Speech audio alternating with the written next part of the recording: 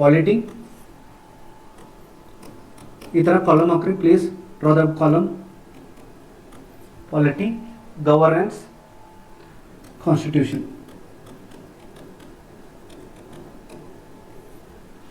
Polity, governance, constitution.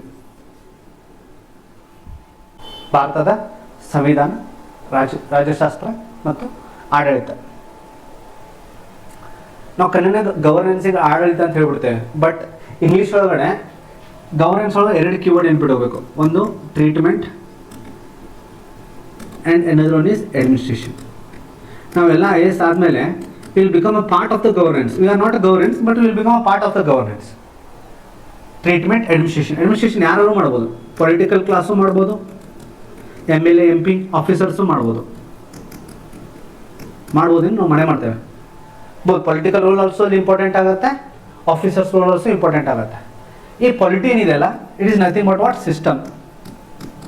It's a system of governance. It is a system of governance. ಆಡಳಿತ ಮಾಡೋ ಪದ್ಧತಿ ನಾವು ಏನು ಕರಿತೇವೆ ಅಂತಂದರೆ, ವ್ಯವಸ್ಥೆಗೆ ಏನು ಕರಿತೇವೆ ಅಂದರೆ, we call it as a polity. It's a system of governance. ಅದಕ್ಕೆ ನೋಡಿ, ನಾನು ಸೊಸೈಟಿ ಅಂತ ನಿಮ್ಗೆ ಗವರ್ನೆನ್ಸ್ ಅದಕ್ಕೆ ಹೇಳಿದೆ ಅಂದರೆ ಬಿಕಾಸ್ ಆಫ್ ದಿಸ್ ಓನ್ಲಿ.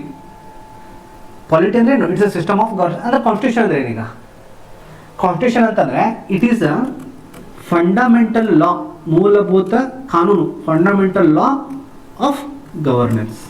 ನೋಡಿ ಎಷ್ಟು ವಿಚಿತ್ರ.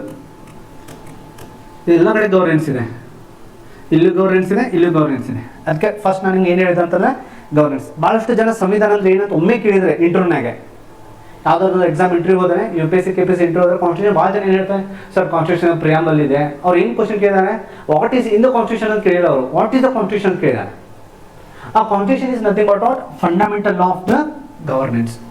ಯಾವುದೋ ಒಂದು ಆಡಳಿತ ವ್ಯವಸ್ಥೆಗೆ ಮೂಲಭೂತ ಕಾನೂನು ಏನಿದೆಯಲ್ಲ ಅದೇ ಸಂವಿಧಾನ. Very simple, crystal clear.